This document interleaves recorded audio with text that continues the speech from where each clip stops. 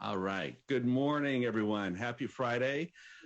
This is our August 6th, 2021 meeting of the California Workforce Pathways Joint Advisory Committee. I am Bill Rawlings, the chair, and I want to thank you all for joining us today.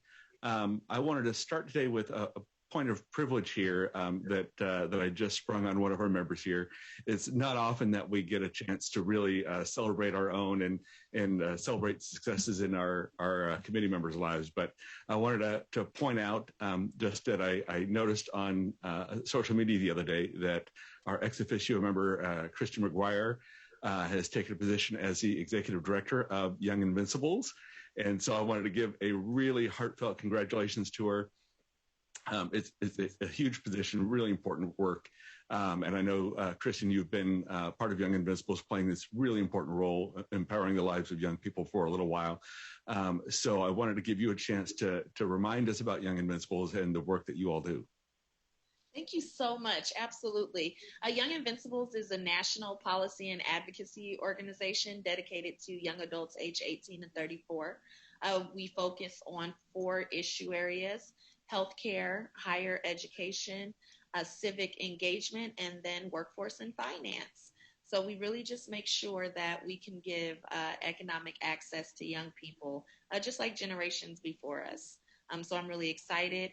We have 5 region offices. I was previously the California director, and now I am the national executive director. Thank you so much. That is wonderful news, and they couldn't have picked a better person for it. So due to the pandemic, today's meeting is being conducted virtually. I'm going to ask for everyone's patience as usual for us navigating through this process. Today's meeting is being broadcast through a live webcast. Interested parties can view the broadcast by visiting the California Workforce Pathways webpage and click on the live stream link located under the 2021 public meeting notices, agendas, and minutes. A recording of the webcast will be archived at the California Workforce Pathways webpage in about a week. And I have the following announcements, our standard announcements to ensure that we have a smooth meeting. First, please keep all microphones on mute. Second, all attendance and motions will be taken by roll call. Third, committee members will use the raise hand feature in Zoom to be recognized for providing a comment or a question. Fourth, I will ask for public comment for each agenda item and again at the end of the meeting. Public comments can be made via Zoom, email, or by phone. All options are explained on the posted agenda. So today we have one item that we will cover. We will initiate the process of the development of the California State Plan for CTE. This is something that's been going on in our minds for a little while. And this is going to be a planning session for the Workforce Pathways Joint Advisory Committee to provide guidance and recommendations for the California State Plan for CTE. And the planning session will be led by staff from Jobs for the Future, which I'm really excited about. So since we must have a quorum to continue, would we please call the roll? Chair Rawlings.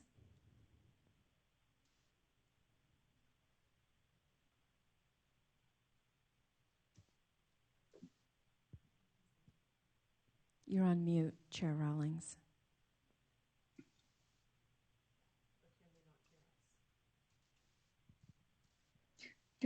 Can you hear us? Tara, can you please call the roll?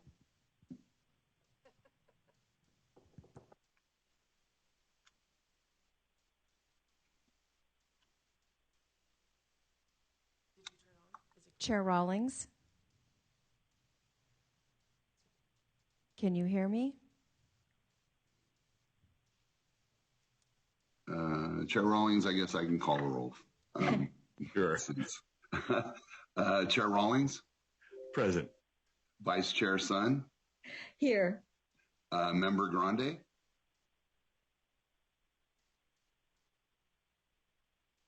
Member McQuillan? Here. Member Rucker?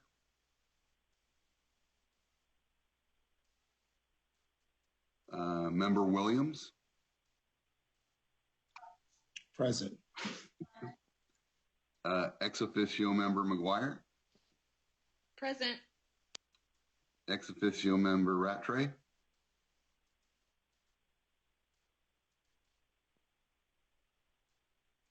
Okay. All right. So we have established a quorum with our traditional 2 and 2 and our ex officio. It is now 9:13, and I will call our meeting to order. So before moving to the first agenda item, I would like to ask for announcement of the staff members who are supporting the meeting today. And I don't know if Kara is available for that. Otherwise, anyone who's got that list will be helpful. Can you hear us, Chair Rawlings? Chair Rawlings.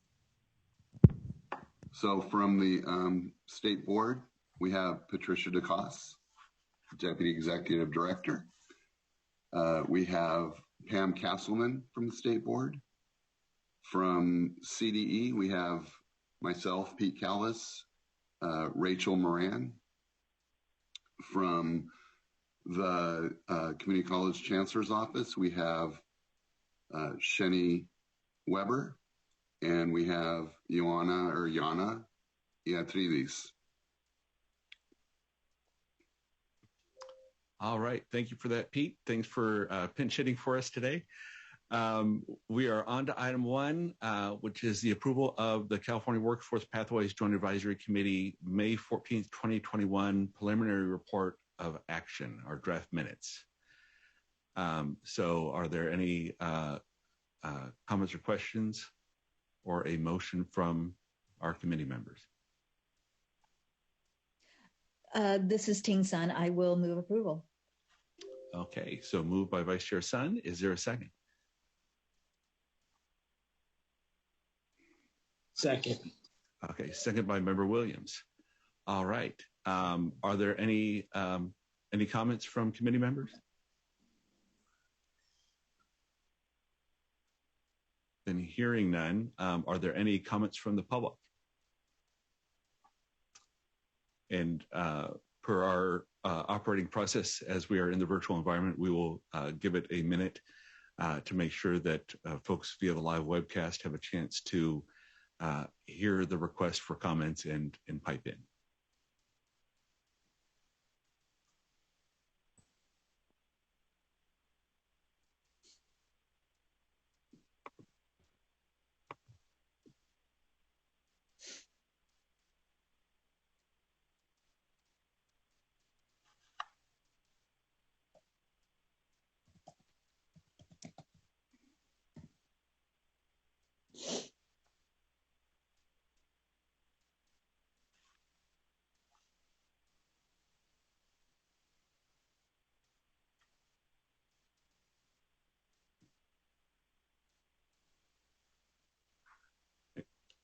Staff, is there any public comment on this yet? Chair Rawlings, can you hear me now? I can. Oh, wonderful. We had mic issues, so I apologize. We do not have any public comment on the minutes. Thank you. All right. Then I believe we have allowed enough time to elapse for public comment. So I believe that we are ready for the vote. So we will need to have a roll call. Chair Rawlings, Yes. Vice Chair Sun, Aye. Member Grande, Member McKeon,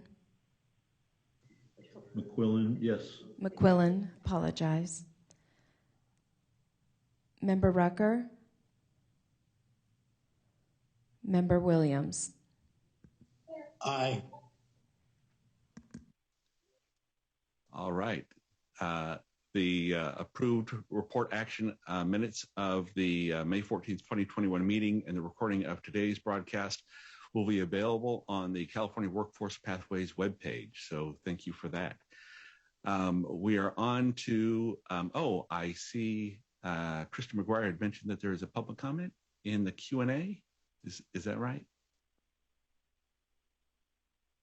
So I see Monica Philippe. I don't know if you have caught that.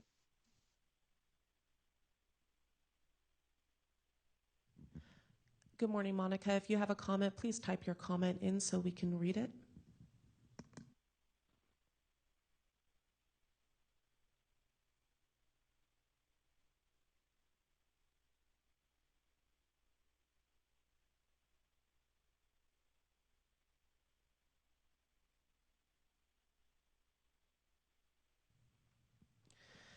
Good morning, esteemed committee members. My name is Monica Philippe, and I serve as a CTE administrator for the Oxnard Union High School District.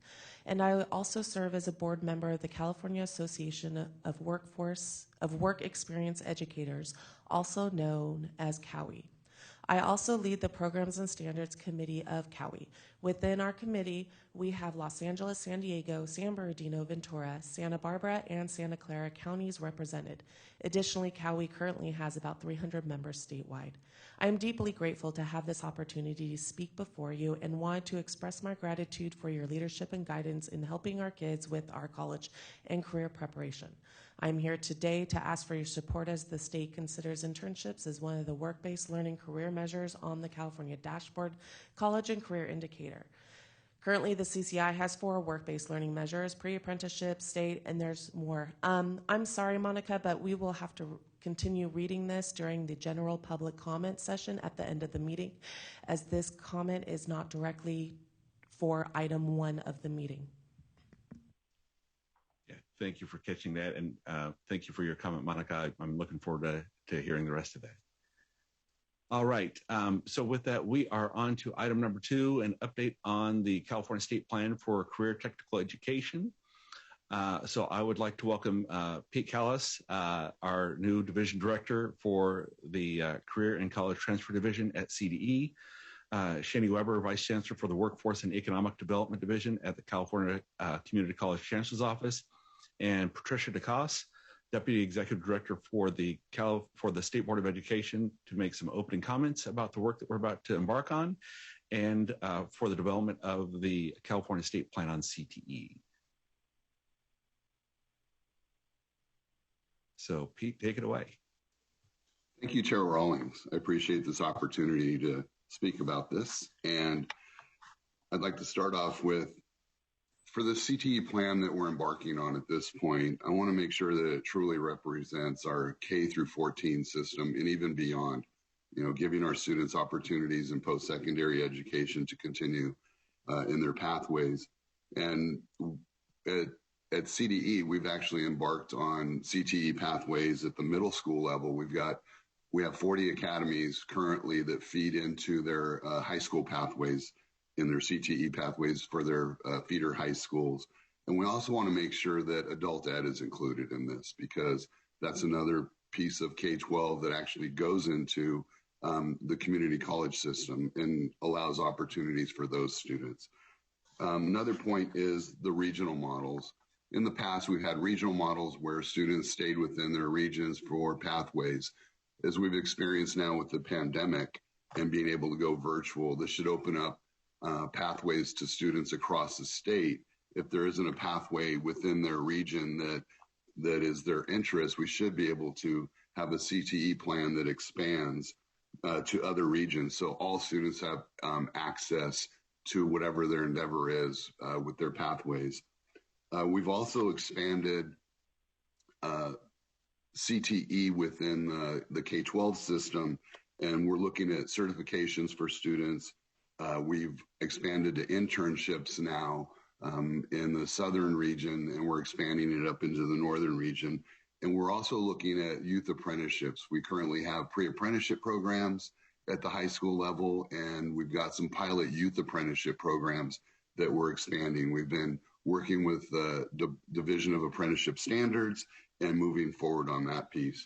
And then the final point that I have is we want to make sure that our CTE plan is a fluid document that can be updated as things change within industries. And we've seen how quickly things have been changing in industries in the past decade. And we want to continue that. So we have a document that is live, and we can make those updates as needed moving forward once we complete this document.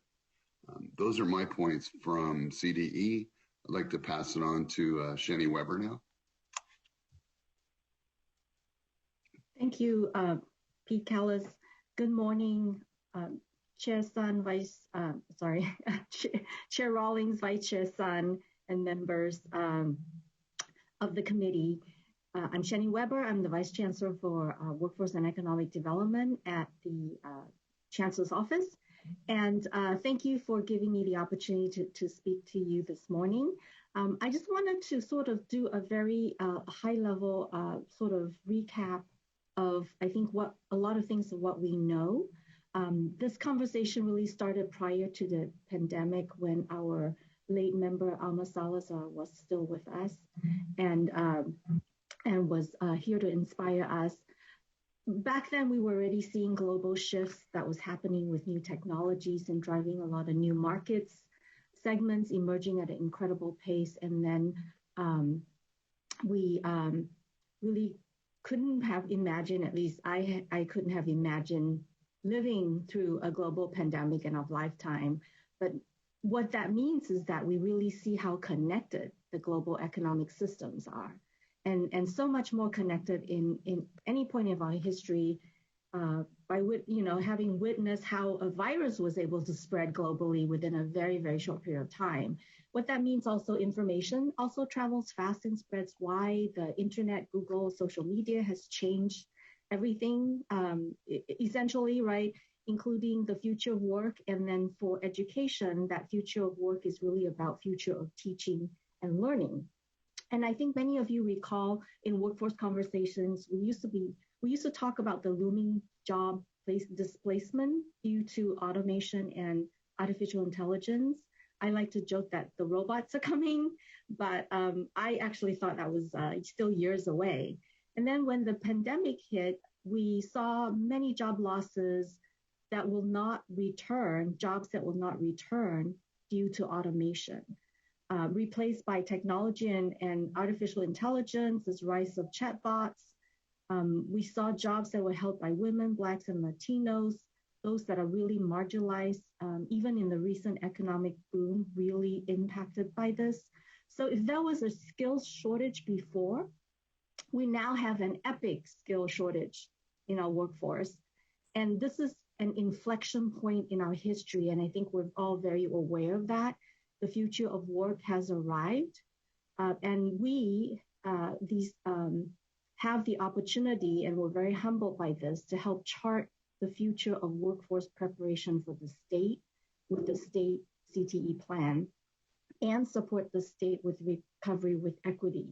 So what this team is very mindful of, the state team, is that there's a need now more than ever for clear and seamless career pathways from K-12 to college and into good wage earning employment, and the need to align our two systems in a student-centered way. There's a lot riding on this, making sure that our education systems are teaching the skills and competencies that employers need and will hire for. Our structures will need to be reimagined and built to help people acquire new skills as jobs continue to be digitized and continue to evolve. And what is critical for an individual to be successful in a lifelong career is lifelong learning and acquisition of skills and competencies. And it has to be done, the building of skills and competencies, in a way that gives individuals the ability to move fluidly between industries and careers, and the idea of skills adjacency. And the reason why we're really stressing on this is because many companies like Citi, Accenture, Aon, not just tech companies, have shifted towards skills-based hiring, meaning that the hiring is based on skills and not degrees. And this is a new talent acquisition strategy to combat the skill shortage. So this is something education has to pay attention to. Companies are recognizing that talent is everywhere, but opportunity is not equally distributed, something our system knows really well because we serve some of the most needy students with greatest need. So transforming our CTE programs will require workforce and CTE programs to be designed and delivered differently by both systems. We are aware of that. Developing the currency of skills for individuals that directly translate into earnings or wages, because we are training people for jobs that do not exist today in CTE.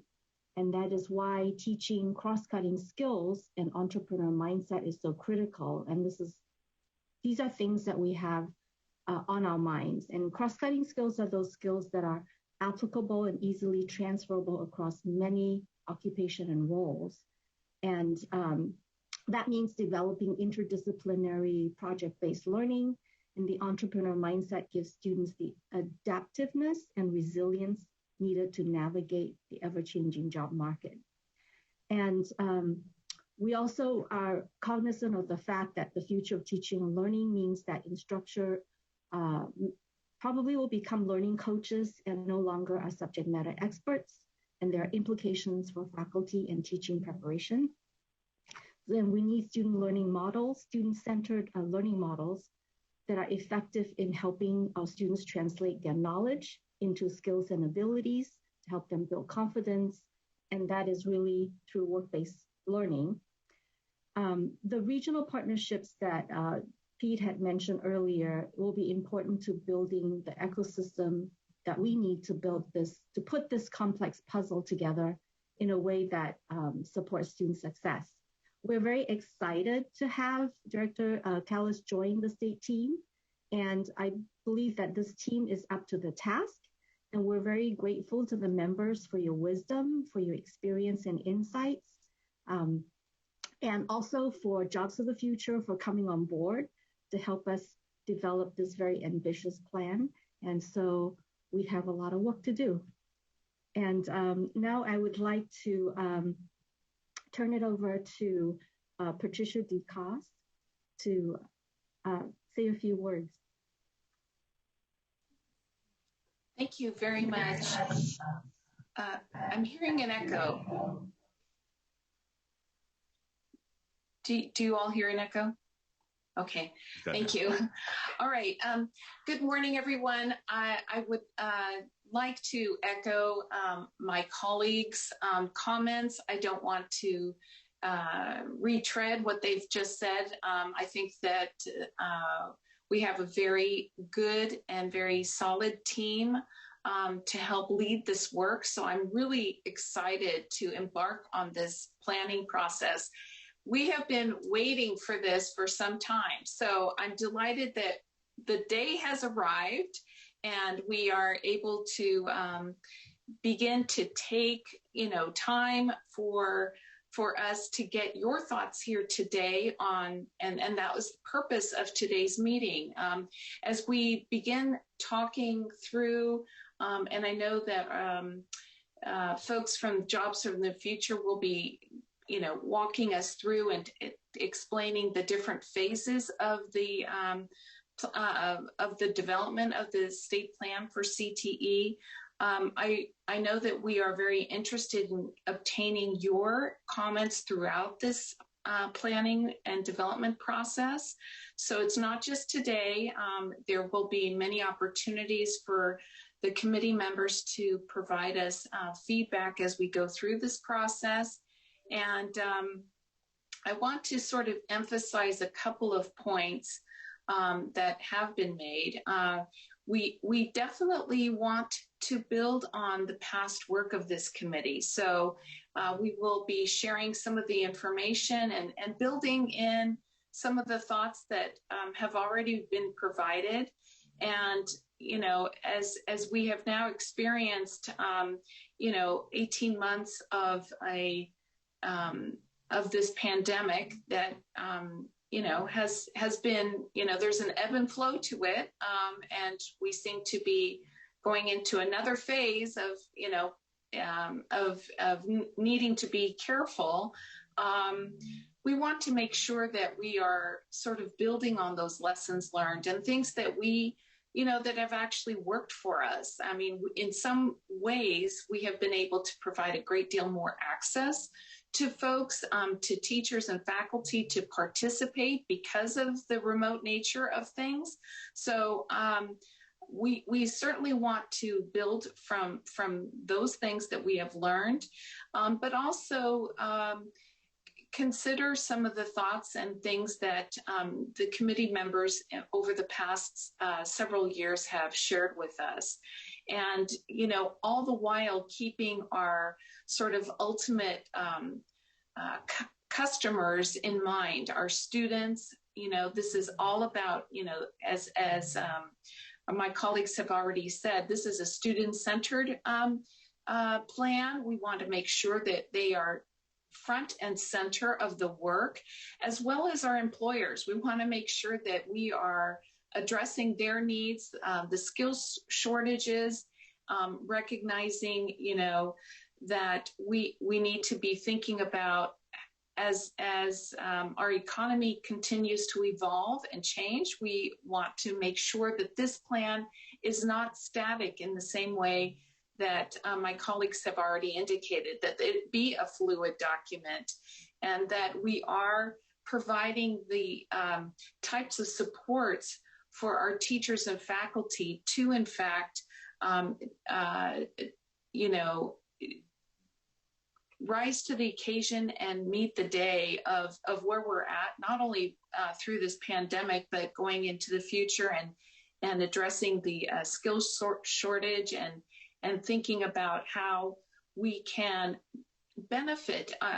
One of the things that we talked about and one of our working norms early on from our guiding policy principles document is this notion of, we know that there are limited funds. So how can we do a better job of working closely together so that we build off of what each system is offering and, offer that seamless system to the students and ensure that they do not have to retake courses when they enter community college or other post-secondary, whether it's CSU, UC, or other training, programs. They don't have to retread what they've done. So anyway, I'm very delighted. I know that we will be getting lots of good feedback from all of you today and in the coming meetings. And I appreciate the assistance from Jobs for the Future. I know that we have a strong team there, and look forward to your feedback today. Thank you so much. All right. Thank you, Pete, Shani, and Patricia. All very helpful items for feedback. I notice Member Williams has his hand up. Member Williams. Yeah, is there some requirement that where we have to have the slide up? Can we see the speakers? I believe we may have a presentation coming up, but Okay. if we don't have a presentation, then we'll see if we can switch the focus to the speaker. But thank you for that, Member Williams. So now, super excited to introduce Charlotte Cahill, the Senior Director of Jobs for the Future, to lead our committee through the planning session and to provide guidance and recommendations for future committee study sessions and our focus groups that we have planned to gather input from the various stakeholders and practitioners. So Charlotte, please take it away. So excited for you. Thank you very much, and excited to be talking with you all. And to answer the question, we do have a few slides, but then I think after that, really hoping to open it up for discussion and won't need the slides anymore. But wanted to, if we could go to the next slide, please, just walk through kind of what we're hoping to do today. And so you just heard the sort of, some project context and overview. And so really grateful to the CDE and the Chancellor's Office and the State Board for sort of that framing, and wanted to sort of take what they said and explain to you all how we're thinking about how we can collectively translate that into a really innovative and forward-looking state plan for CTE. And so we've talked about some of these elements of the state plan in previous meetings, I know, and wanted to provide a little bit more detail for you today and be sure to get your thinking and feedback on those. Next slide, please. I think we can actually keep going. Two more, please. We can. So on the state plan framework, I know you've seen this before, so we don't need to rehash this in great detail, but wanted to elevate this as really the kind of thinking and constellation of issues that are front and center in our minds as we consider the state plan, and know that these have all been identified, right, by the committee as critical issues for this work. Next slide, please. Next one. So as you all know, we are planning 2 study sessions with the committee. And so the first of those will be in September. And what we are hoping to do in that session is first, really, take a minute and take a step back and think about some of the issues that Sheni was just raising as she was talking in particular about kind of as we look to the future of work and think about what's changed, both since you all started these conversations, which I know have been ongoing, and we have reviewed various notes and documents and so on. So want to make sure that we're not sort of retreading old ground as we do this, and that we're really thinking about what does innovation look like and what's coming around the corner as we look to build innovative CTE system in California. And so that's where we really get to this next part about where do we want to go. And considering the vision that you have all laid out and ensuring that that is really kind of aligned with the state plan, and that we're considering, to some of Pete's comments earlier about sort of thinking about what we've learned about what works and what doesn't in online teaching and learning as one example, just in the last 18 months or so.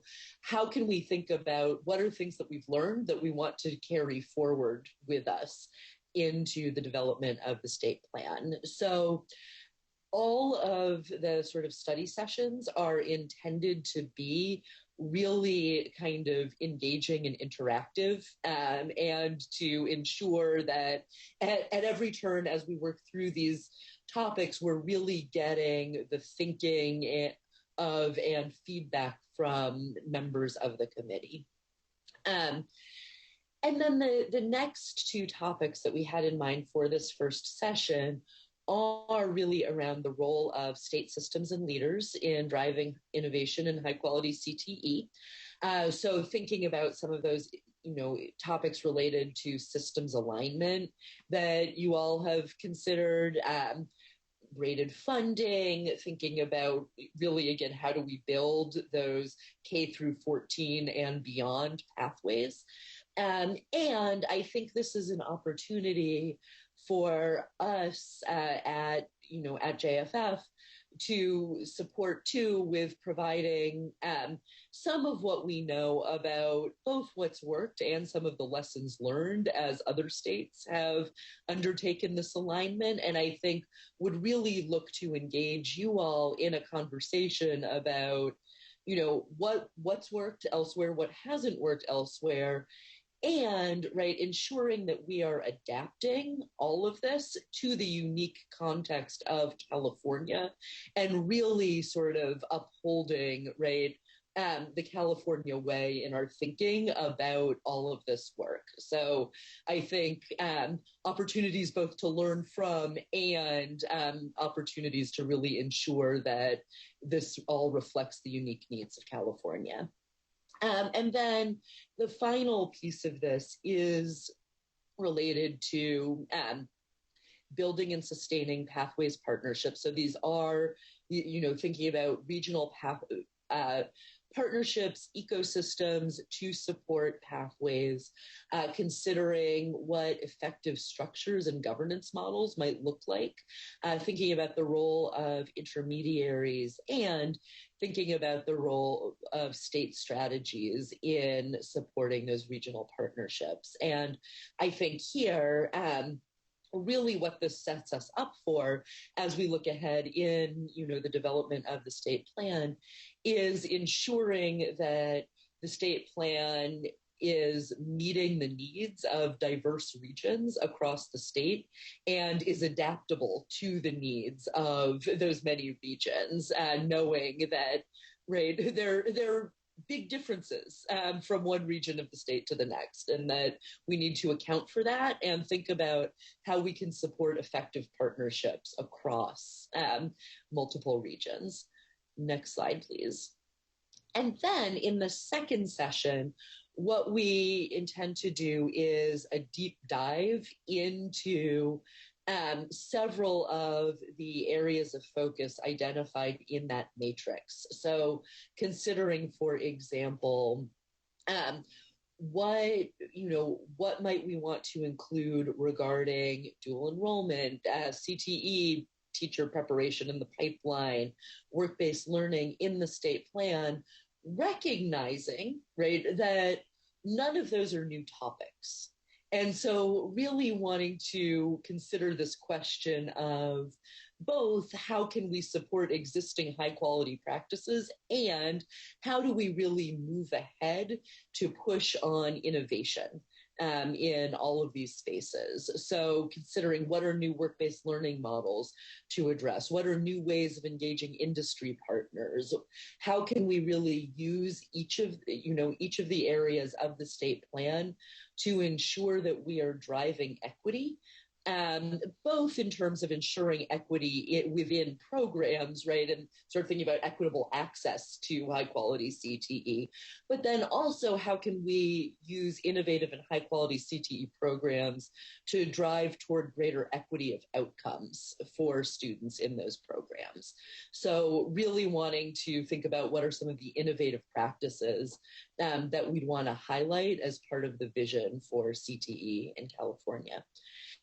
And then this sort of next section about opportunities for advancing the areas of focus, again, we'll really hope to have lots of input and feedback from members of the committee about what you see as critical opportunities for advancing some of the thinking that we've talked about during the study session. So how can we really make this feel visionary and also actionable in the context of the state plan. And then, we'll sort of wrap up by ensuring that we've summarized the discussion, that we've thought things through, and that we're really clear on next steps. Next slide, please. Next one. And so somewhat in parallel to, and we'll talk through the timeline in just a minute, but a little bit in parallel to Charlotte, Jenny, yep, go ahead. I apologize. I thought I would interrupt and see if Chair Rawlings, if you would like to pause and have a discussion about what was just presented, or continue. I would at least like to take some comments if there are any comments from members of the committee, and I think overall after that we'd be ready to move on to the second section, just so we can compartmentalize some of the comments and questions. So with that, thank you for that, and thank you, Charlotte. From the committee members, are there any comments so far or questions? I see Vice Chair Sun, and then Member Williams. Thank you. Yeah, just a couple of comments, and I had mentioned this with some staff, is that we've had over last couple of years had various panels and to look at the mission and vision of CTE pathways in California. And a lot of that work was done through our Perkins application and grant. And so I just want to, so that we're not starting from scratch, be able to take a look at what had been done in the past. And that I think that as we're looking at invitations for folks to participate, we might want to broaden and get broader perspectives, because, we had a certain number of those participants. And so I think my point is really just that we should be building on what's been done already and not feel like we need to start from scratch again. All right, thank you for that. Member Williams. Yeah, my comment is similar to Vice Chair Sun's. Has the committee already had like an assessment of what is working well in the current system and where we might have some areas where we're stuck. And then my other question is, in what ways will parents, teachers, and students and just average community members and industry partners be engaged in this process? That's great. Any response from Charlotte or staff on that? I think that's a perfect segue into the focus group discussion that that is coming up right now.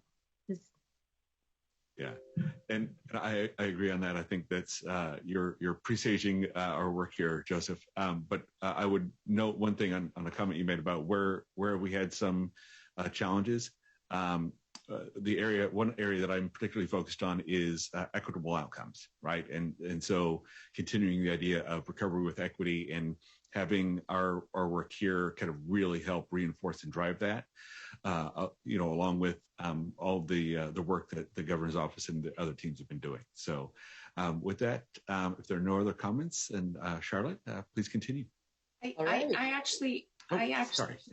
Go ahead. Yeah, I was just going to add another point to that. And I think that you've raised a really good point there, Member Williams. And that is sometimes we are not absolutely aware of maybe some of the inequities in our system. And the reason why I raise this is that, a couple of years ago, prior to the pandemic, and, as we were embarking on our federal Perkins application, several of us had the opportunity to attend a conference in fall of 2019.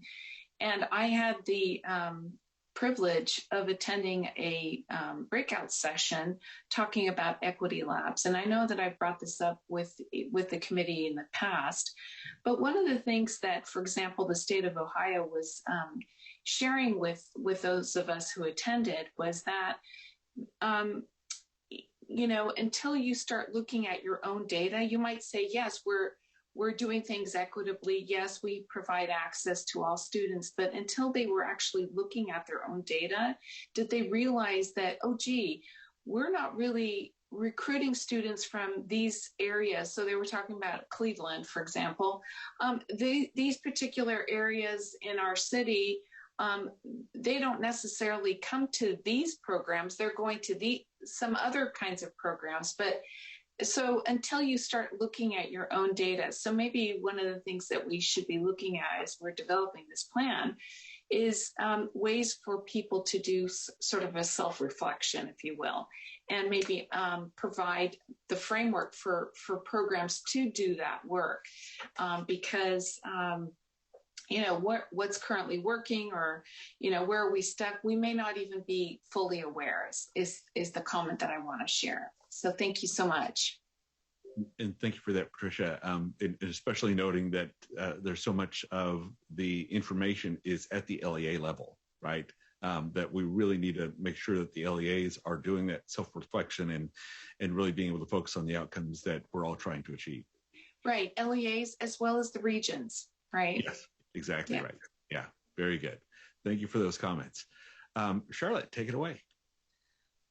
All right. Thank you. And yes, thank you very much to Member Williams for setting this up so beautifully in your comments. And I think also, to Vice Chair Sun's point, we are certainly, taking a look at some of the conversations that have happened in the past and the work that's already been done, both as we think about the study sessions and then as we think about the focus groups, for example, wanting to look at what's happened, in previous meetings with Perkins stakeholders. But to take a step back, to say more about the focus groups. So these will happen somewhat in parallel with the study sessions, although we're hoping to have these wrapped up by October so that we can benefit from insights from the focus groups during the November study session.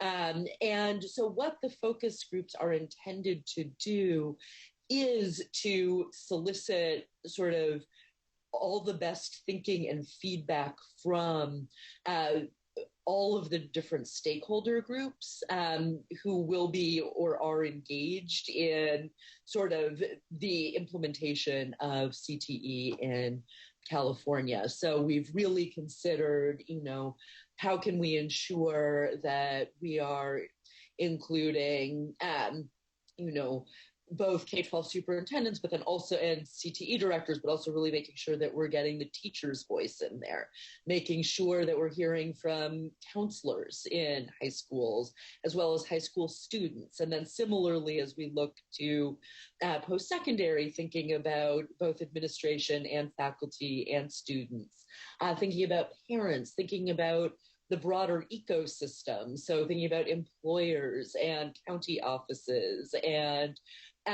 thinking, and I could go on. We have, and I know we got feedback from members of the committee at the last meeting about all of the stakeholders that should be included. So those are reflected, as well as kind of all of the Perkins stakeholders and others. And so it's really going to be a representative cross-section of stakeholders, again, making sure too that the diversity of regions within the state is represented, as well as kind of a diversity of job titles or positions within the CTE ecosystem.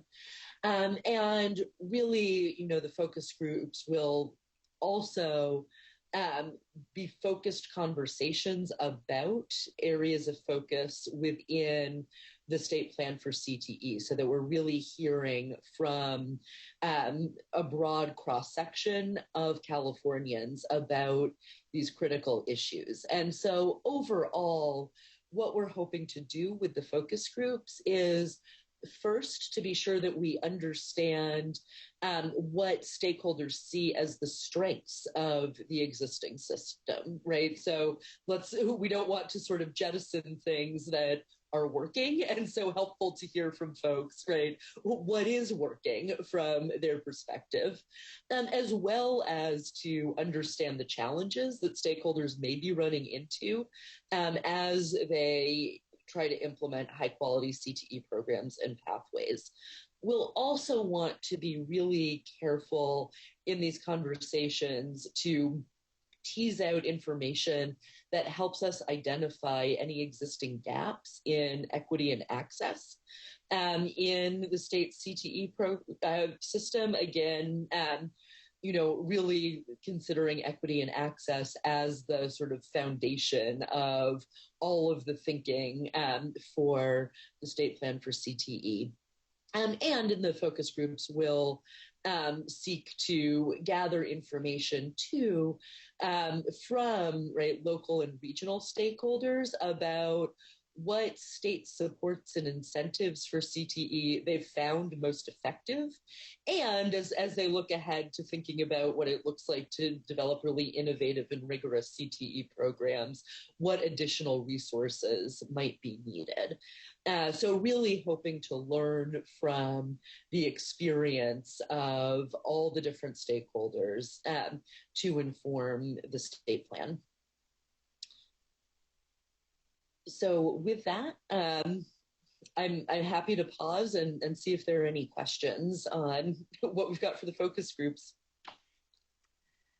If I could just add, this is Shani Weber, if I could just add really quickly that one of the discussion that we had with the state team is that when we did the Perkins stakeholder meetings, they were very focused on the Perkins application, the prompts in the application. So that the conversations were sort of, in some ways, very slanted towards that.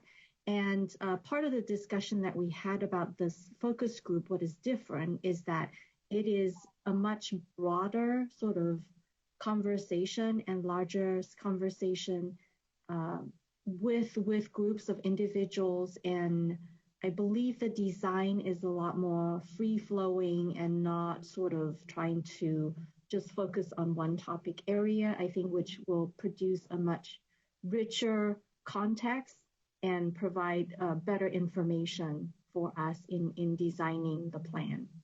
Yes, no, thank you for that, Shani. And I meant to mention something similar. I think,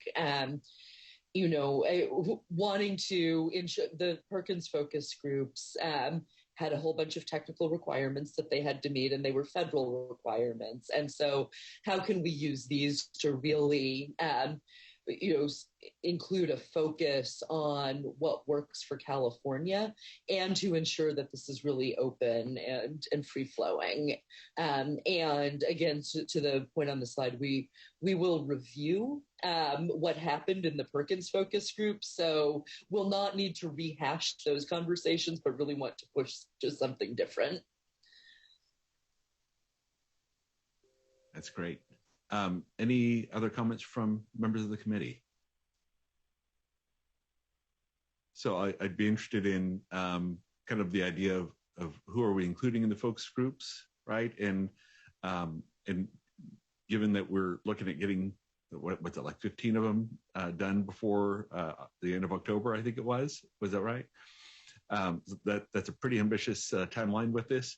And I say that particularly because at a community college, Mount San Antonio College, where I'm at, they are just gearing up some of the CTE activities for this year, and that starts end of August. And so some of the folks that might provide good feedback from the community colleges will have done it for a couple of years, but giving them time to get back into the groove of seeing these students and doing the hands-on work with these students, it'll be coming just as we're trying to do these focus groups, right? So picking the right people is going to be really important. And I do have ideas on recommendations that I should send to staff of folks out there in the field that might be helpful. But looking forward to hearing feedback from other members of our Joint Advisory Committee.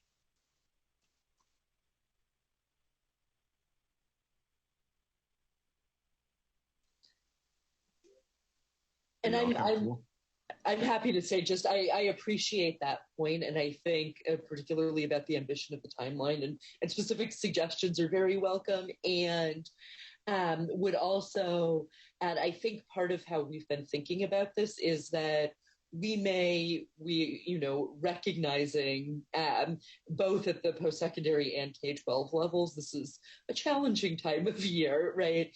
May wish to start with, engaging industry partners and other stakeholders who are on our list and a little less sort of enmeshed in an academic year calendar, while others get a little bit more settled into the year. Yes, point very well taken. As someone who is an employer of strong workforce and interns and things like that through our CDE programs, getting a little time to get my feet on the ground is helpful. So, yeah. Any other comments from folks? Member Williams?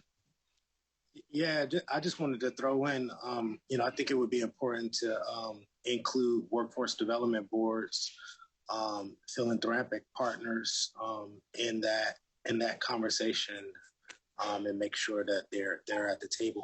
And then what's the expectations of us as members of this committee?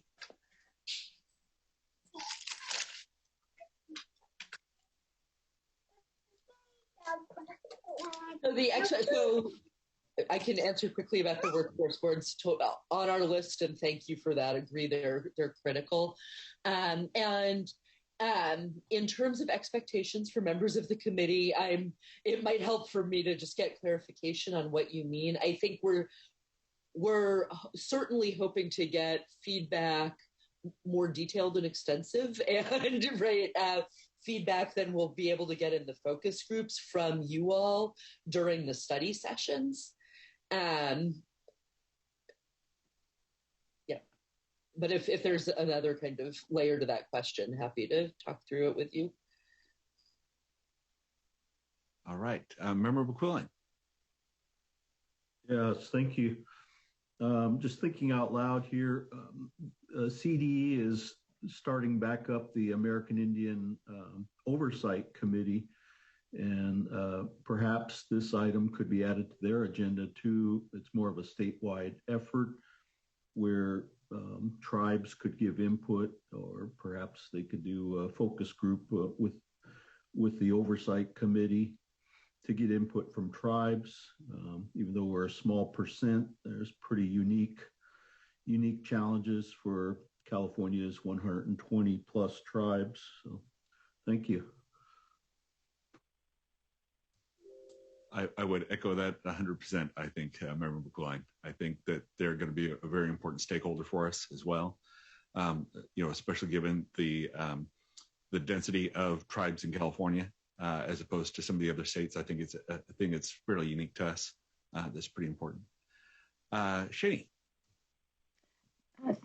Thank you, Chair Rollins. I just thought I would add, in terms of what is expected to address Member Williams' question, in terms of what we're expecting from the committee is essentially, as we are conducting these focus groups, your input as you're giving us now in terms of making sure that we are including everyone that's should be included. We have a pretty comprehensive list, but it's always good to double check and make sure. And then also we will be sharing this information with you along the way as the feedback is synthesized and how that gets incorporated into our thinking and planning. And that's where you will have opportunity to provide your feedback and input as well. Great. Right. Patricia. Yes. Yes, thank you so much. I don't know if this was mentioned. I had to just step away for a moment, but one of the things that might be helpful is that as we are considering folks to participate in these focus group sessions, if there are folks that you in particular would like us to include, I think it would be helpful, to hear from you on that. And I'm thinking specifically about Member Williams's comment. If you are thinking of specific folks for the different different stakeholder groups, we want to make sure that we are hearing your input. So, you don't have to review the list of folks that we have identified, but if there are folks that you think would be really important for these conversations, I think we would welcome that. Yeah, seeing like your asset and your gap analysis would be helpful first, because then, we can really think about, okay, this is like theoretically where they might like to go, and then these are the players that could help with that. Because having the right people in the room up front, especially if we're going to ask for support later on down the road, would go a long way. So if there's any information that you guys have in terms of like gaps or assets that you have, if you can share that, like I know you said that there might be some stuff that you don't know in terms of the equity, but yeah, especially the funding. Like if you can have the philanthropists in the upfront conversations, that's going to go a long way when it's time to ask for support, and it can help influence how they think about giving, in some of their cycles. Thank you for that, Member Williams. And I do have some specific people in mind, particularly to Member Williams' point, of some philanthropists that we know that I think would be able to at least connect us with others that would be able to give some great feedback.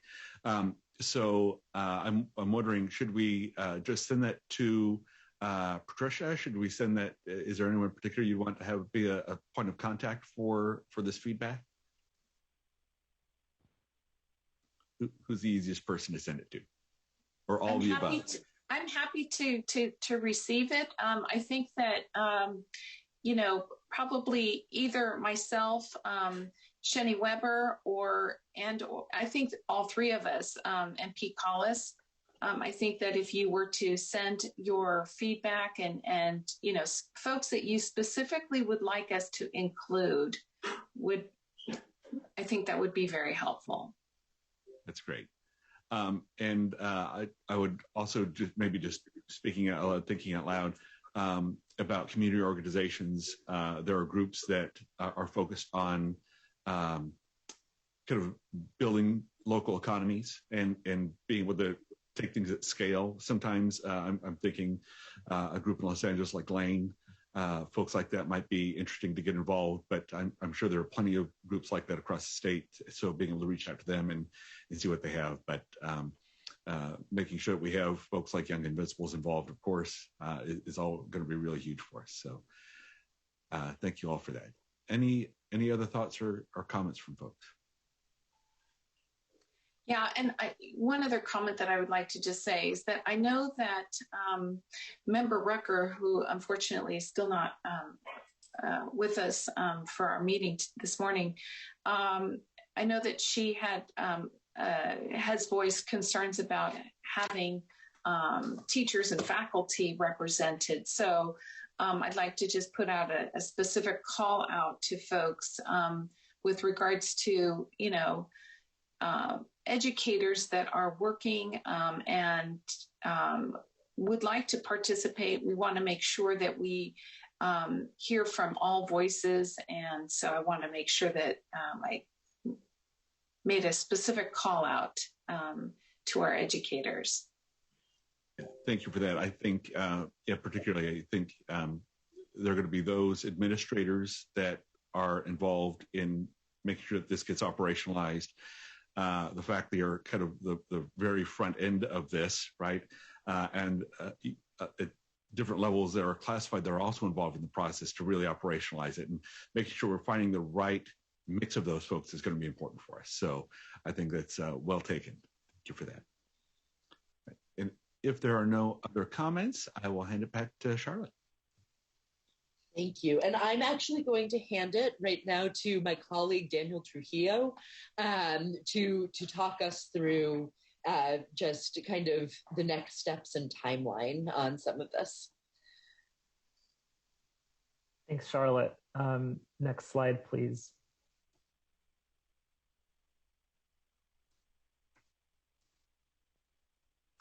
So I wanted to say a little bit about the timeline for this project. We are currently in phase 1 out of 4 phases. This phase includes engaging stakeholders and understanding the context in California and the various regions, as we've discussed earlier during the call. This phase is expected to run until November 2021. Phase 2 will include drafting the state plan. Phase 3 will look more towards supporting regional implementation of the state plan. And phase 4 will look at measuring outcomes and looking at metrics and data. Next slide, please.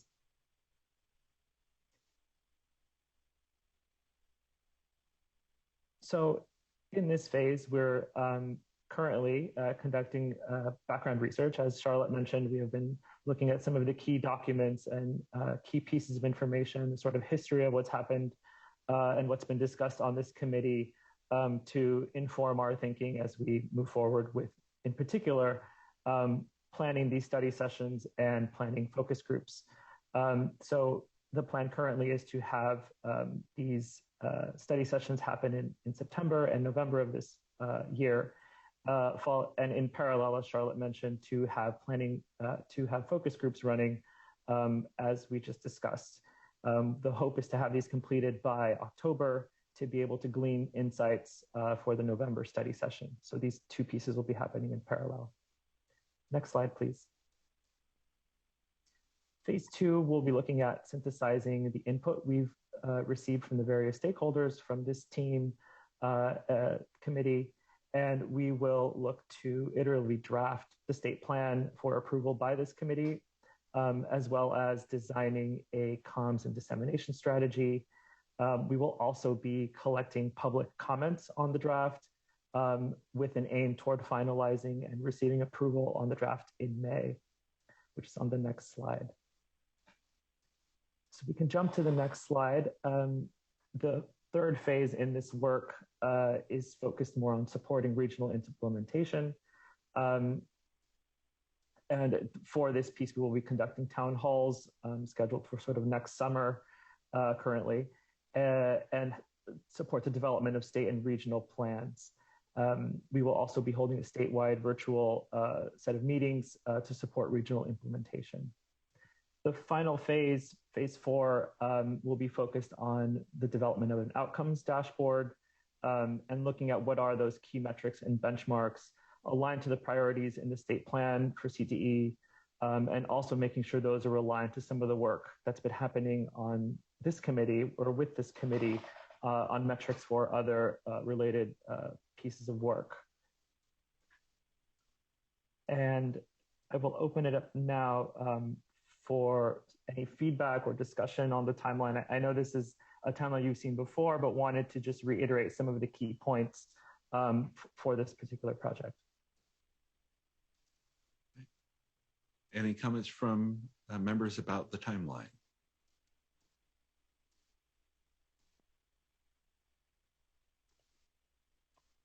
It is, it seems so far away, but kind of also reflecting on it, it's also really soon, right? It is a fairly ambitious timeline, but recognizing that, but there's so much work to get in there. I take a look 2023, but that's going to be here before we know it. So it's nice that we're really, putting all of our effort into it to make this happen. So I know that we've been discussing this since well before I was on the committee.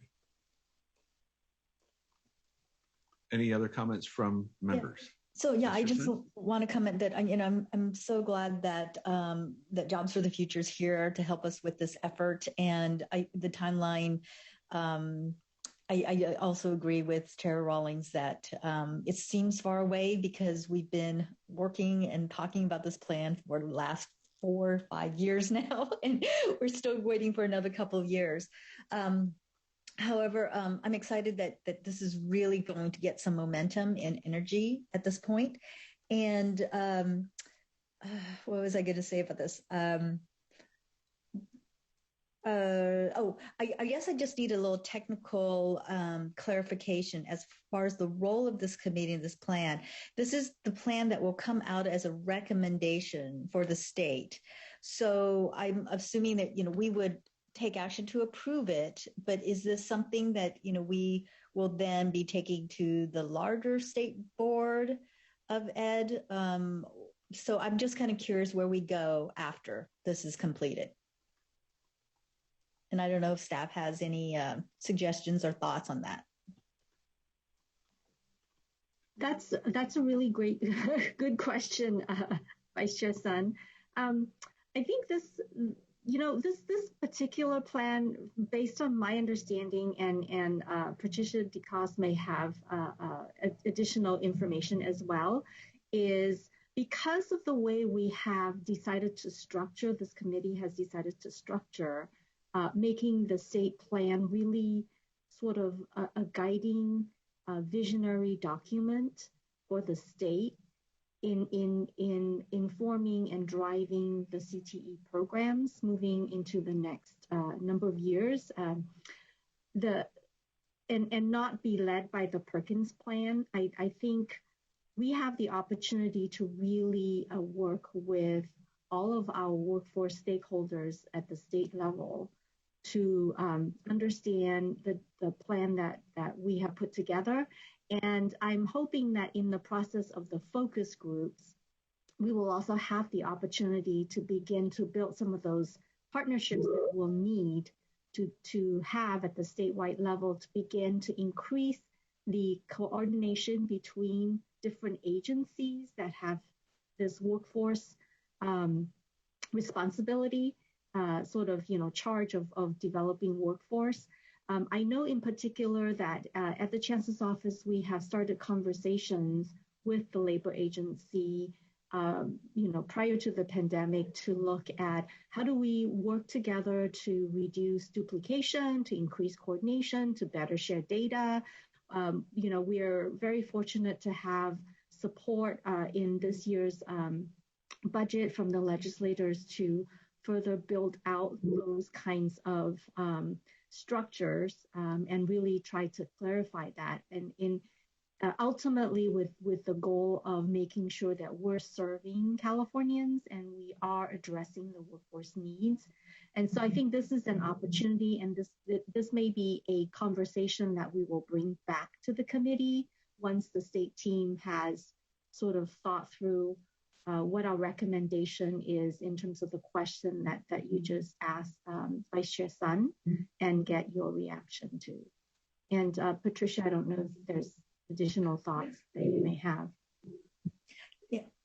You know, in some ways, I feel like the process is just as important as the product, because we had so many, as we were talking through the Perkins plan, there were so many issues that arose that we put them in a parking lot to deal with later, right? And so, you know, I hope that in the focus groups and in the process that we really kind of dig into the meat of some of these issues, because the plan itself will have some recommendations, but I really feel like this is an opportunity to bring people together, to have hard conversations, and to work through some of those places that we have friction in our system, and then how can we ease some of that friction.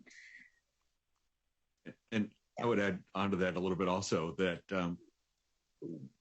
this will interconnect with so many different efforts going on within the state currently, that we're going to have the internal kind of frictions and struggles, and we're going to have to be really mindful about what is happening outside and kind of adjacent to us, that we're really making sure that we get this aligned well with those other programs, because we don't want to maybe redirect or undermine any of those other efforts as well. So I think there's a lot of moving parts to this that we got to make sure we get right. So Patricia. Yes, thank you so much. And I appreciate your feedback on this, Vice Chair Sun and Chair Rawlings. You know, this is exactly why this phased approach is so important. It's going to be critical that we, you know, as we begin our outreach with the focus groups and getting the various different stakeholders, both internally, to your point, Chair Rawlings, as well as those externally, to your point earlier, Member Williams, is that, you know, they will also help to identify things that we may or may not be aware of. So that will also sort of set, you know, which is why, you know, when we bring some of the feedback that we've gained through, you know, the process of engaging with these different stakeholders through these focus groups for our second study session, we will then hopefully be able to bring some of that back to you as, you know, in a summary way. That at least that's my thinking and vision for it. But I also wanted to just make note that we do have a Perkins update that is due to the feds next spring. So some of this work will also feed into that process. So we're not entirely divorced from the work that we're doing around Perkins, because as we all know, Perkins is supposed to be supplementing or supplemental to our state work. But to Vice Chancellor Weber's point, that this is, you know, we're really leading with the state work. So we really want to make sure that we are identifying those priorities that are important to the state of California, so that in fact, we are sort of putting forward the California way. We've talked about that in so many different ways. And, you know, just to also emphasize that, you know, while we have these areas of focus, all of this work is going to be undergirded by the notions that, you know, equity and access are at the core of the work that we're doing. And so we're looking at all of this through that lens of equity and access. So I can't say that we know all of what we know at the outset, but we're going to be gaining a lot of information as we proceed through the different phases. So, you know, this is sort of, I see phase one as sort of an intake phase of understanding the context. not retreading all of the work that we've done over the last several years, but building off of that and hopefully picking up on some very key and salient points for drafting that state plan piece in our second phase of the project. And we ultimately do not want this to be a 300-page document. We want this to be a pithy policy piece that we can then take back out during the third phase of this project for figuring out, and also working very closely with our, regions, but the folks that we enlisted their help in for these focus groups, these key stakeholders, to figure out how we can do a really good job, not only marketing, but also how we implement this, how we can sort of get the tentacles out to all corners of the state, because it cannot be Sacramento centric.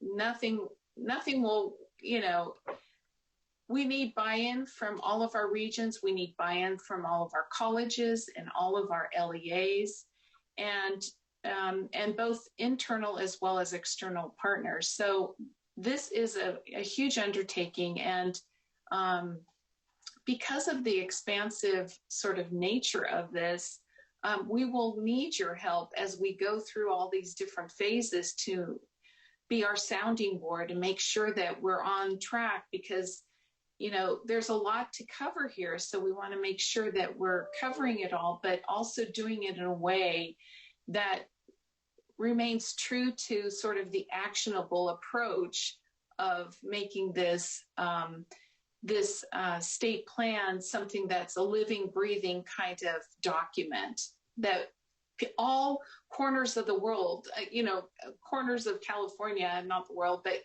corners of California see themselves in it. So we have to speak to not only communities that,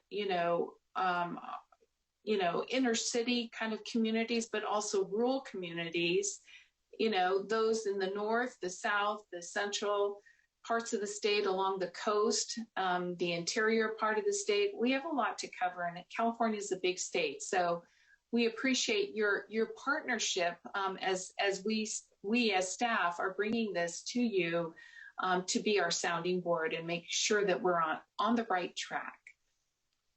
I so appreciate those comments, especially noting how we've had areas where there have been less applications received than others, but also just making note that personally, I think some of these rural communities are going to be some of the greatest beneficiaries of this work. And I think that's absolutely fantastic that we're going to be able to do that kind of outreach. And I see, Shani, you have a comment. Thank you, Chair Rawlings.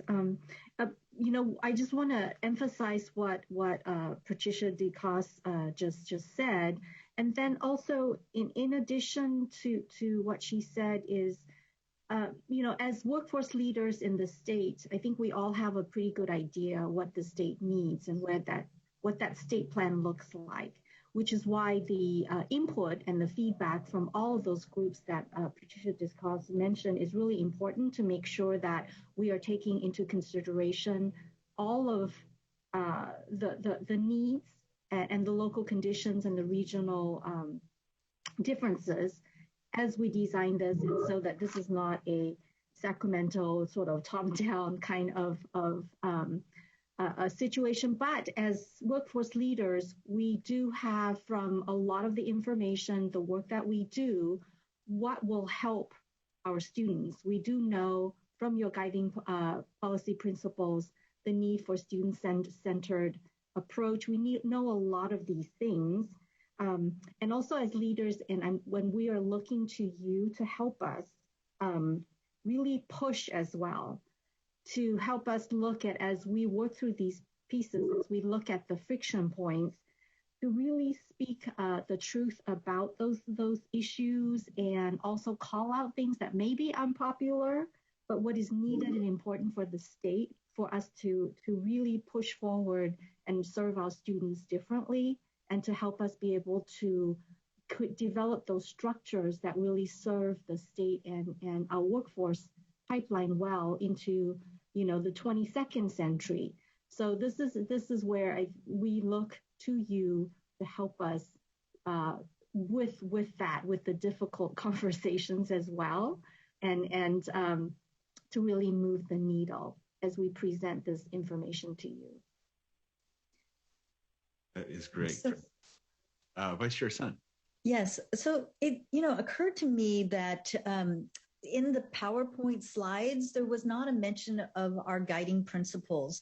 There was in the item, there was a lot of discussion, and I think in some of your introductory comments,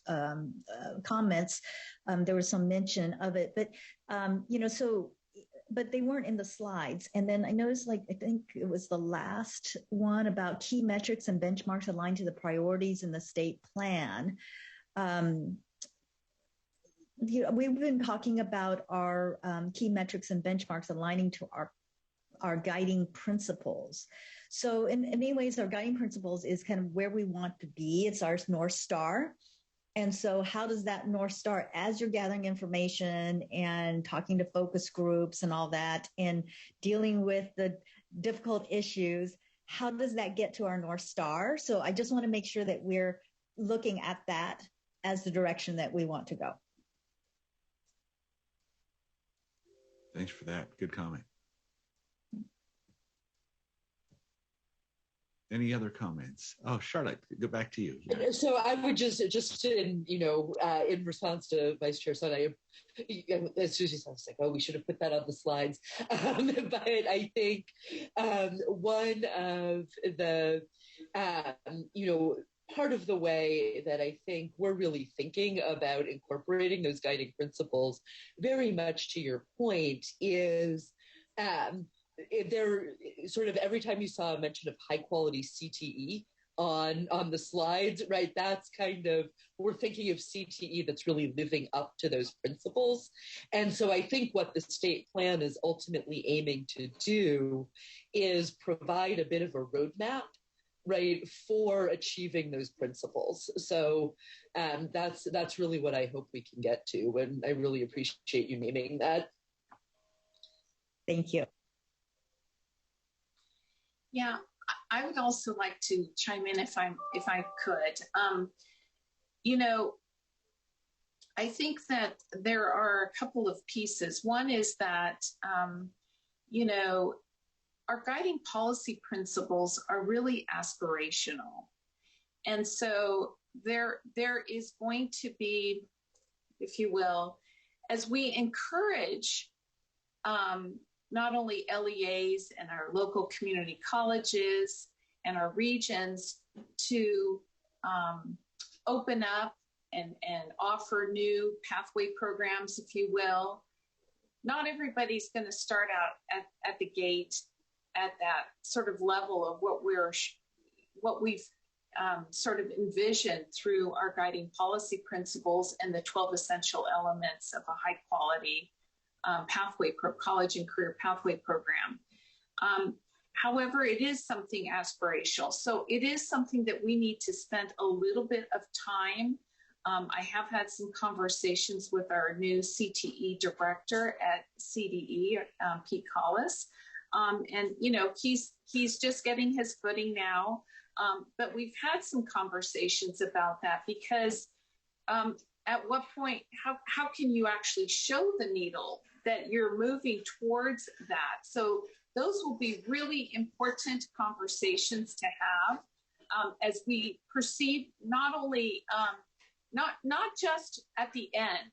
So I want to kind of get back to your point, Vice Chair Sun, and that is, it's not just when we get to the fourth phase of measuring our outcomes and metrics, but sort of infusing that throughout this entire project. So I think that you raise a very good and very valid point for us to, we have to be thinking, and maybe it's developing a set of guiding questions for our focus groups, for the different stakeholders that we bring in, that we make sure that we are intentional, that we get to the end of this project, the fourth phase, and we have actually asked these questions throughout so that we are going to be able to figure out how to do that.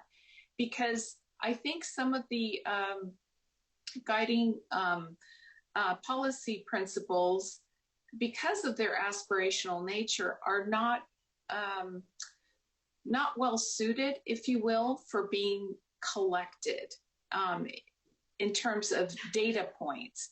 And so what is it that we can do to tell the story of the good work that's actually happening out in the field? I mean, there's a lot of really good work, but how do you document that? And we need to figure out a balance, because while, I was trained as a very, sort of data person, I also recognize that our educators, our teachers and faculty, they do not want to be bogged down with a lot of sort of paperwork, like, oh, we need to fill in this box and this box. But how do we do it in a way that is organic, that we're capturing the sort of the salient points of how to tell the story of what is really important and the added value that these programs offer to our students, and not only meeting, again, for our student-centric point, but also meeting the needs of our employers. So I think that this is something that we need to be very intentional about as we proceed through this entire project. So it's not through just phase 4, like, okay, now we're going to start talking about outcomes, but building that in right from the get-go, and enlisting the help, if you will, of our stakeholders to help us figure out what's the best way to tell the story of the good work that's happening out in the field, by region, by LEA, by community college, and what have you. So anyway.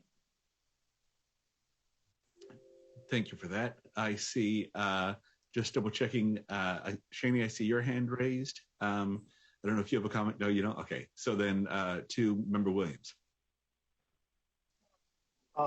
As Patricia was talking, just made me think about Institute for the Future has this Futurist Insights training where they take you through these scenario planning sessions where you create artifacts for the future. And so like one of the activities is, what's a newspaper headline that would be written about the thing that you're going to do in, 2045 or something like that. And it's helping you kind of think about the end destinations or the outcomes that you want to achieve. And so those would be really interesting activities for the focus groups. And, just made me really think about like the workforce boards and how do we get to the point where every, high school student who's in a pathway gets 20 hours of paid work experience, and how we get the workforce connections really into the system, because it's just not present right now. Like that, we have work-based learning, but we don't have the real strong employer connections. And so I just want to press on the importance of having the WIOA practitioners, the board members, the industry partners really involved, because those are outcomes that I think we can drive to too. Or, I've been pressing with my superintendent and my community college chancellors, how do we make the middle college degree that you get the standard for a high school diploma, like where every student at least takes a high school class. And so, how do we have those kind of conversations in these groups? But yeah, I was just thinking about that as we were talking. Well, and that actually brings to mind that, I know I sort of made mention about, some guiding questions, but I think one of the things that I'm reflecting back on through our stakeholder process in the development of our federal Perkins application is that while we were very intentional about reaching out to a lot of the different, subgroups, if you will, that were, required for us to make sure that we were intentional about reaching out to them. But a lot of times when the conversations were very general, they didn't necessarily say, oh, well, gee, like, for example, Member McQuillan said earlier this morning about the American Indian Committee. If you're not sort of in that space, you may not be thinking about that. And so I think that as we proceed with all of these, the focus groups, we need to be thinking about how do you elicit very specific feedback on multiple dimensions, because we may have, say, an employer that's participating, but from a rural community. They may have their employer hat on, but they may not share, they may not be thinking about, let me also share information about how this affects rural communities. So I think that we need to sort of think about that as we proceed into these focus groups and our planning sessions to think through how do you get folks thinking on multi-dimensions. Because this is a multi-dimensional sort of process, we want, because each of us wears several different hats. And so sometimes you're just thinking, well, this is what I'm coming to this conversation, and this is the information, but you may have lots of other information. You may also, I'm thinking back on some of the folks that we brought in for our stakeholder sessions that were there representing foster youth, representing homeless youth. And a lot of times the conversations were so general that they didn't actually say, oh, well, this is how it would affect some of the foster youth in our programs, because they were thinking more generally. So I know it is tricky. So we'll just need to be thinking about that a little bit more. In our partnership with JFF. Thank you for that. I think it's really helpful that we're paying attention to who's not in the room, and then of those who are in the room, what are the different cohorts that they can represent and speak to. So, and making sure that their opinions and their voices heard on multi-level, like you're saying. Pete, I see your hand up. Yeah, thanks, Chair Rawlings. Just to piggyback on Member Williams, I think part of this CTE plan is we need to really consider a good communication toolkit for our programs. And that way, we do have some programs out there, like he was mentioning about paid internships and those types of things, but we really don't talk about them. And if other employers actually see us with high school students out in the field actually doing work and getting paid internships, they will jump on. I visited South Carolina and looked at their youth apprenticeship programs. They're growing because they realize that employers are bringing high school students in and they're doing great work. And that has to be part of this. We have to be able to communicate it and really advertise ourselves, right? Advertise the employers that are working with us. One of them, for example, is Marriott Resorts. We've just started some paid internship programs with Marriott Resorts, and we're going to spread it throughout the state. We're in touch with their HR managers, and we want to grow that. And we have to be able to really make a big deal about this. So my 2 cents on that, but I agree with Member Williams about getting those programs out there and getting students paid.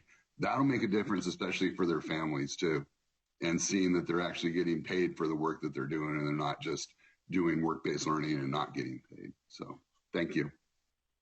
Yeah. Very good hearing about those things. I love it. Any other comments from members? This has been a pretty broad discussion already. All right, then with that, I would pass it back to Charlotte and Daniel. Just noting we're at 10:42, and I was going to ask Charlotte if there's a point that would be good to take a break, and have you kind of identify when the best time for that would be. So I think we've actually wrapped up what we were hoping to cover here. Oh, fantastic. So that's yeah, we are ahead of the schedule. I love doing that. Okay. Moving along well. Thank you all. All right. Okay. So with that, I'm thinking we are at the end of item 2 then, aren't we? Then if there are no other comments from members of the committee, I would invite public comment.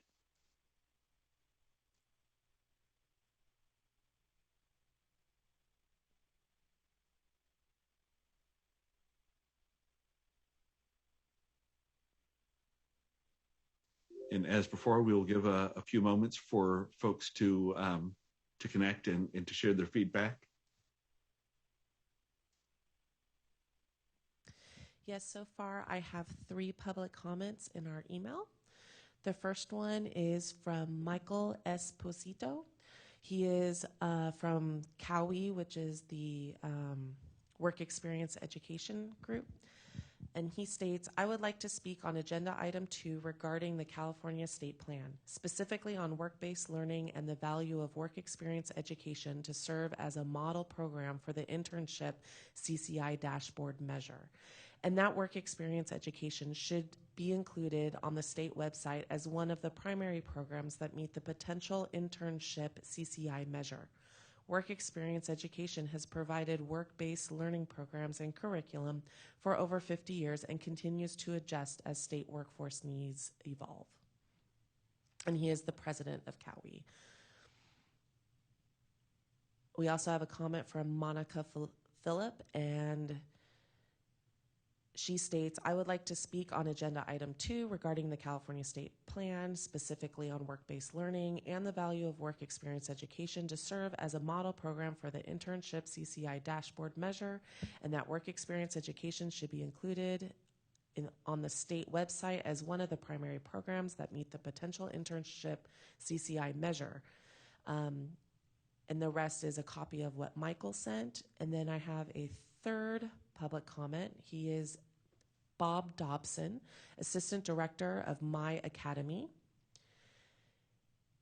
And he states, my name is Bill Dobson. I am the Assistant Director at My Academy. We are a non-classroom-based dashboard alternative charter school serving students who have overcome significant barriers to completing their education. Though we are a DAS school, I encourage you to include work experience education for the internship CCI dashboard measure, and to include work experience education on the state website as one of the primary examples to meet the internship measure.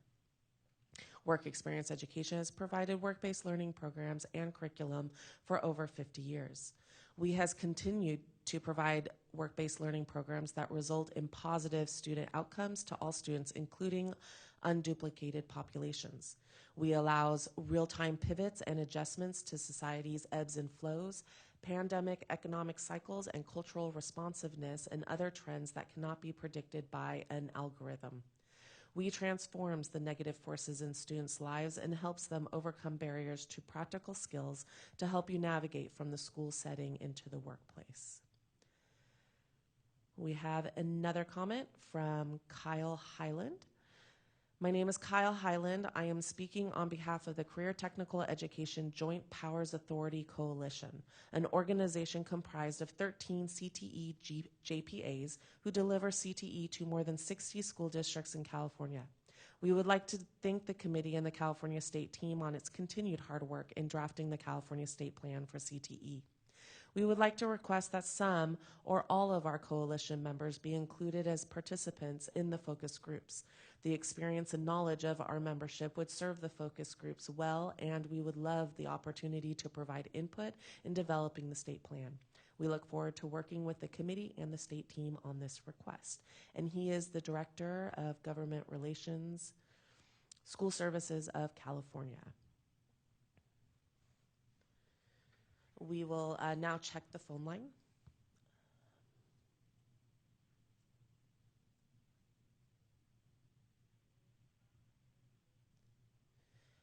There is nothing on the phone line.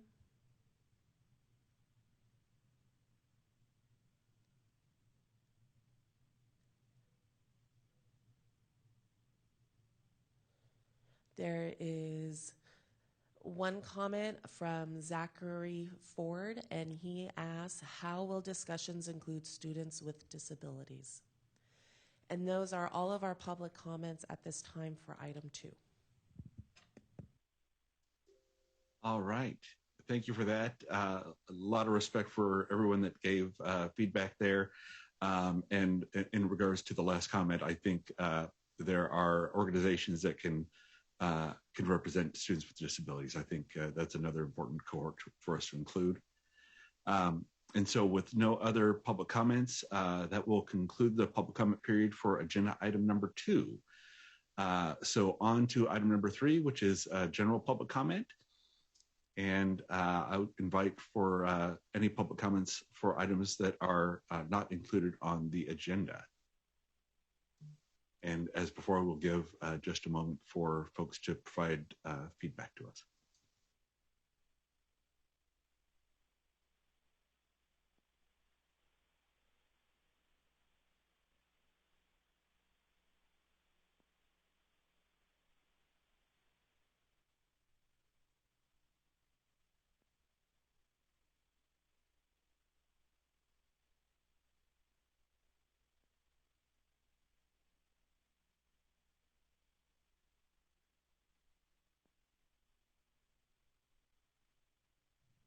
Sorry about that. Monica Salas, if you want to make a comment on the phone line, please press *6 so you can, and then 1 so you can be added to the queue.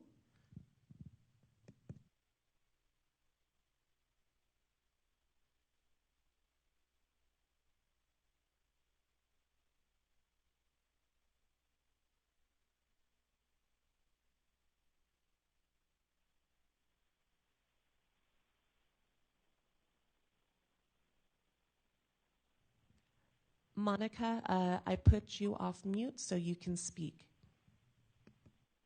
Hi, can you hear me? Yes, we can. Thank you. Okay, thank you. I apologize. I was just really confused on how to connect. Thank you. So good morning. Thank you for allowing me to speak. We started off with my previous comment, but I'll just start. My name is Monica Philippi. I serve as a CTE administrator, and I was a CTE counselor and work experience teacher.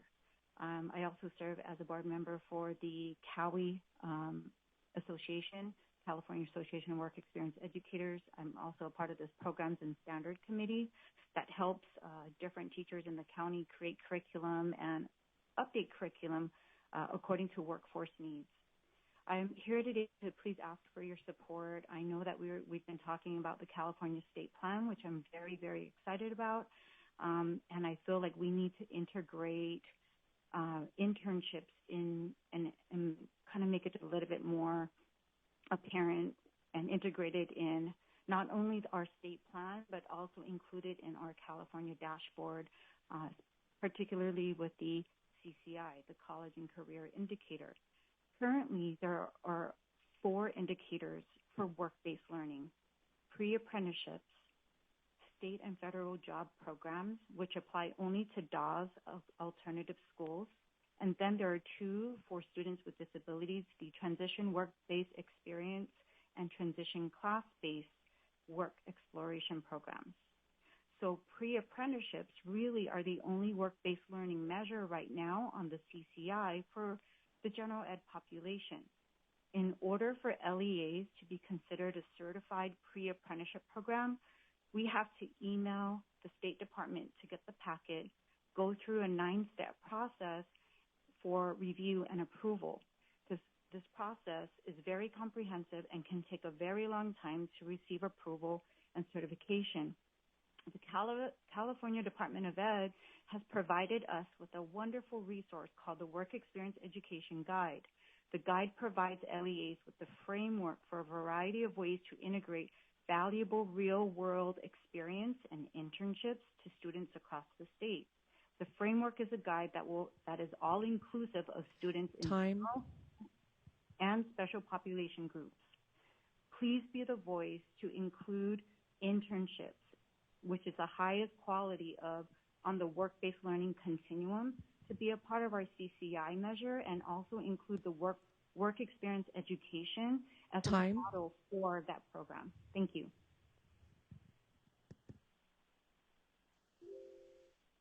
Thank you for that, Monica.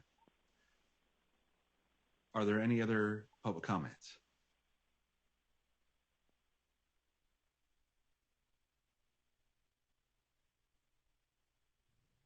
Not at this time.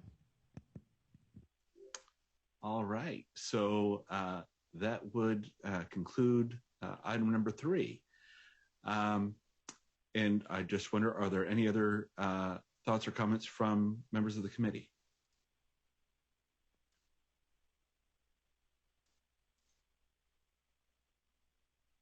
Then seeing no hands raised there, then we will adjourn this meeting at 10:53. I'd just like to thank everyone in attendance and all of the great feedback, both from the staff, the members, and the members of the public. Very helpful, I think. Hopefully, our counterparts and our friends at Jobs for the Future got everything they needed out of it.